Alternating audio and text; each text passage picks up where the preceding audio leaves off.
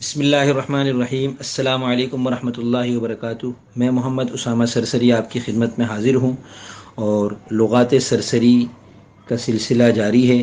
اس video میں ہم لفظ آبا اور ابو کے بارے میں 6 اہم باتیں معلوم کریں گے۔ پہلی بات، باپ کو عربی زبان میں اب کہتے ہیں جس کی جمع آبا ہے۔ عربی میں باپ کو والد بھی کہتے ہیں، اس کی عربی جمع والدون اور والدین ہے۔ اردو میں والدوں بھی کہہ سکتے ہیں مگر کم استعمال ہوتا ہے۔ دوسری بات، باپ کو فارسی میں پدر کہتے ہیں جس کی جمع پدران ہے، جبکہ انگریزی میں فادر کہتے ہیں جس کی جمع فادرز ہے۔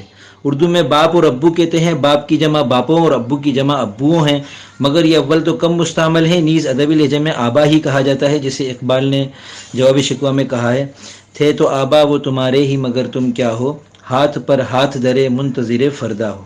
تیسری بات، لفظ اب کا استعمال عربی زبان میں خاصا دلچسپ ہے کہ انفرادی طور پر جب استعمال ہو تو اس کی با پر زبر زیر پیش یا دو زبر دو زیر دو پیش آ جاتے ہیں۔ اعراب کی تفصیل بتانے کا یہاں موقع نہیں ہے، مگر حالت ترکیب میں اس کے اعراب کو سمجھ لینا اردو والوں کے لیے بھی مفید بلکہ ضروری ہے، کیونکہ اردو میں جہاں ابو البشر، ابو الانبیاء، ابو القاسم، ابو بکر، ابو حفص، ابو عبداللہ، ابو تراب جیسے الفاظ استعمال ہوتے ہیں جن میں ابو ہے، وہیں اردو میں ابن ابی شیبہ، ابن ابی الدنیا، ابن ابی الحدید بھی استعمال ہوتے ہیں، ان میں ابی ہے۔ بات دراصل یہ ہے کہ عربی زبان میں ہر اسم یا تو حالت رفعی میں ہوتا ہے یا حالت نصبی میں یا حالت جری میں۔ ان تینوں کی تفصیلات میں جائے بغیر یہ سمجھ لیجئے کہ لفظ اب جب مرکب ہو تو حالت رفعی میں ابو ہوتا ہے، حالت نصبی میں ابا اور حالت جری میں ابی ہوتا ہے۔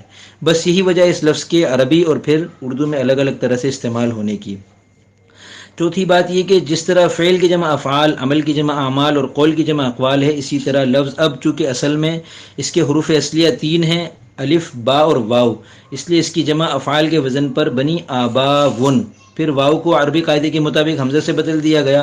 اب یہ آخر کا حمزہ عربی زبان میں باقاعدہ ادا ہوتا ہے، مگر اردو میں ہم آبا ہی کہتے ہیں، یعنی آخر کے حمزہ کو ہم ادا نہیں کرتے، اس لیے اس کا املا آج کل بغیر حمزے کے ہی بہتر سمجھا جاتا ہے، جیسے اشیاء، انبیاء، اولیاء اور آرا وغیرہ کو ہم حمزہ کے بغیر لکھتے ہیں، مگر یہ کوئی جائز ناجائز والی بات نہیں ہے۔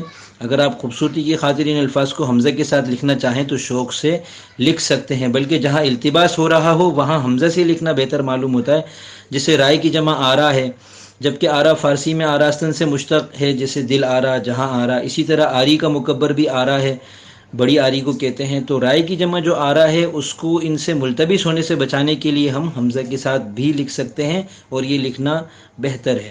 پانچویں بات، آبا کا عروضی وزن فعل ہے، پدران کا وزن مفعول ہے، جبکہ والدین کا وزن فاعلان ہے۔ چھٹی بات، لفظ ابو کو عربی زبان میں باپ کے علاوہ ایک اور معنی میں بھی استعمال کیا جاتا ہے اور وہ ہے والا، جیسے ابو حنیفہ دوات والا۔ چونکہ امام ابو حنیفہ رحمۃ اللہ علیہ کے شاگرد اپنے ساتھ قلم دوات رکھتے تھے، اس لیے آپ کو ابو حنیفہ کہا جاتا ہے۔ اسی طرح ابو لہب بھڑکتی ہوئی آگ والا، ابو جہل جہالت والا، ابو ہریرہ بلی والا، ابو تراب مٹی والا وغیرہ۔